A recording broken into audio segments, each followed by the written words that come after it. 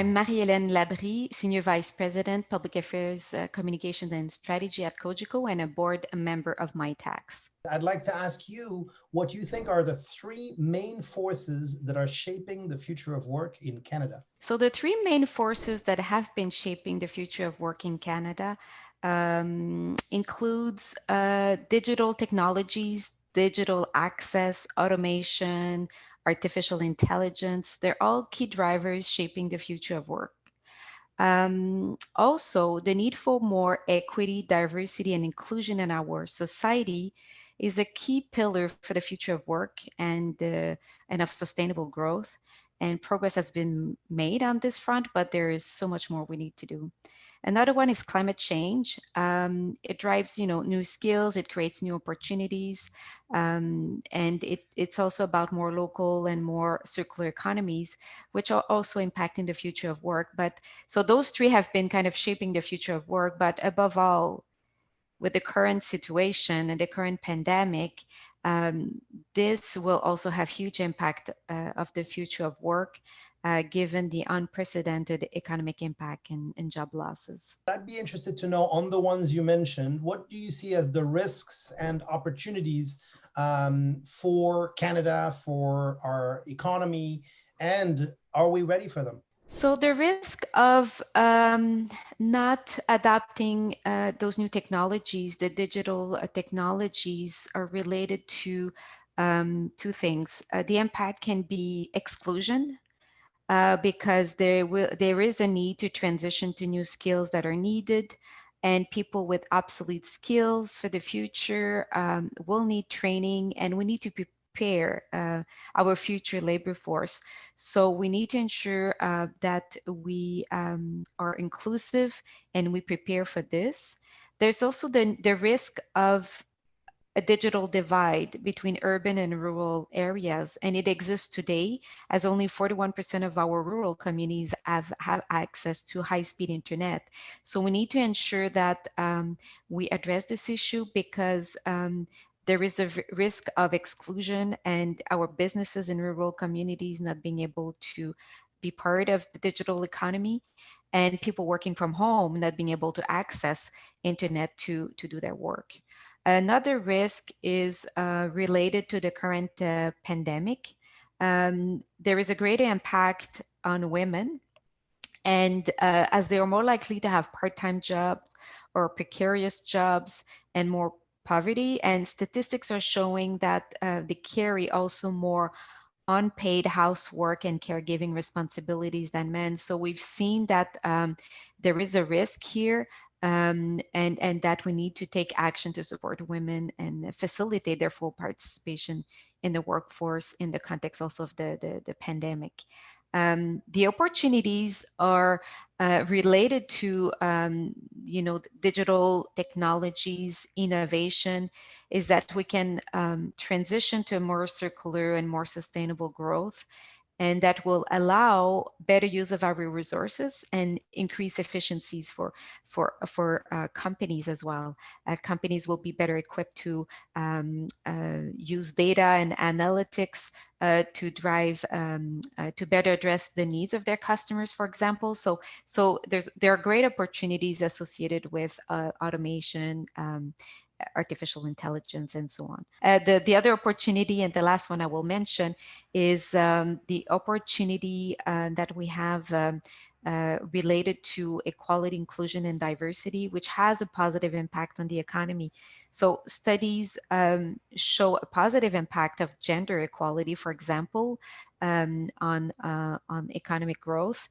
And diversity, when we look at it from a more holistic approach, beyond gender equality, is a great opportunity for growth as well. So when we talk about the future of work, of course, we need to talk about the people, the professionals, the entrepreneurs, the leaders that will be driving those changes, that will be implementing those adaptations you were talking about, and developing the technologies. And so I'm wondering what kind of traditional or non-traditional skills you expect will be needed in Canada's future workforce, and why?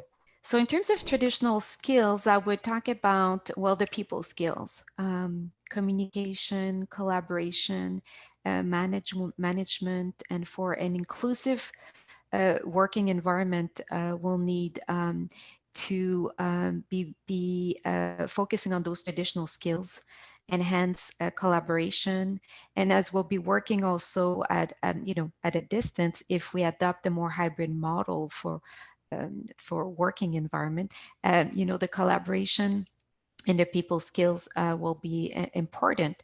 The non-traditional one would be more related to the digital skills, um, using digital tools to collaborate with our colleagues, and working at distance, tools to improve also efficiencies in our sector and bring more value.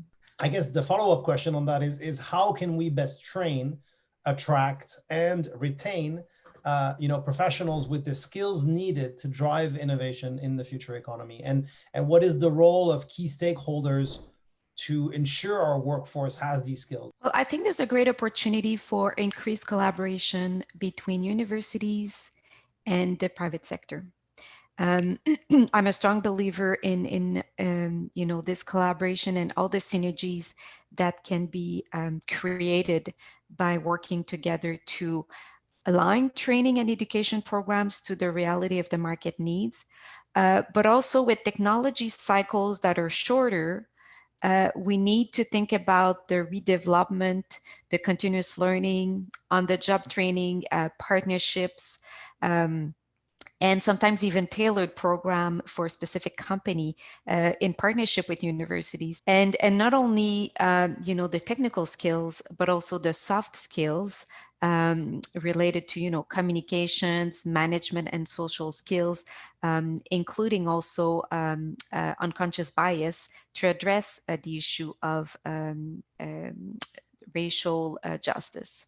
And when we talk about future of work and perhaps its intersection with entrepreneurship, we often talk about intrapreneurship. In other words, entrepreneurship within organizations. How do you define that, by the way? That was just my definition. And what advantages or risks do you see? How can companies foster a culture of intrapreneurship? So entrepreneurship for me is like having a startup culture within a corporate culture, within an established organization. It's a way to drive innovation and also employee engagement. It's a way for new ideas to be converted into new businesses within organization and create value and generate revenue. In terms of the risks, I think there is a risk if the ideas that are being generated and the business being developed as part of this entrepreneurship are not aligned with the values of the organization, the mission, and its strategic growth plans. So it's really important to make sure it's very aligned and it's part of the growth strategy. The advantages of entrepreneurship um, are that new businesses can successfully emerge, and this can be a way to accelerate growth, and while also increasing employee engagement because they can feel more engaged, because their ideas, they can be part of creating something new within the company outside the core business, and develop and implement new ideas. If you had this opportunity to pitch someone or a group with a position of power in Canada, let's say the Prime Minister, industry leaders, academic leaders, or maybe the youth, and the pitch was about how to best prepare Canada for the future of work and the skills that we will need, who would you pitch, and what would you say in 30 seconds or less? So I would pitch our prime minister. I would tell him our country has the foundation and the tools to ensure that we have a sustainable and inclusive growth. And at the core of this future growth is, I believe, our human capital. And so I would say that we should ensure that together we develop a roadmap and the right policies to develop the required people and technical skills for the future of work, to drive innovation, and also to address the digital divide between urban and rural areas, as well as the social inequalities.